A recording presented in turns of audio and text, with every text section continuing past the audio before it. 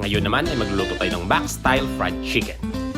Una, kumuha ng sibuyas, dahon ng leeks, sorry, di ko alam yung Tagalog, bawang,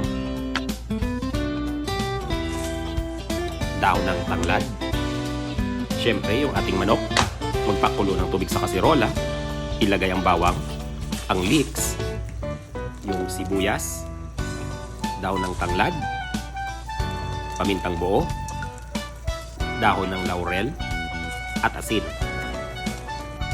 Pagkatapos ay ilunod na yung mga hiniwang manok at pakuluan ito for about 20 minutes. Then, i-drain natin para matuyo. Pahiran ng soy sauce para dagdag pampalasa. Then, patuyuin pa ito ng ilang oras o di kaya gamitan ng electric fan para mapabilis. At ngayon, ihanda na natin ang napakainit na mantika at saka natin i-deep fry ang ating marinated chickens hanggang sa maging golden and crispy. At ayan na nga ang ating masarap at malutong na Mac Style Fried Chicken.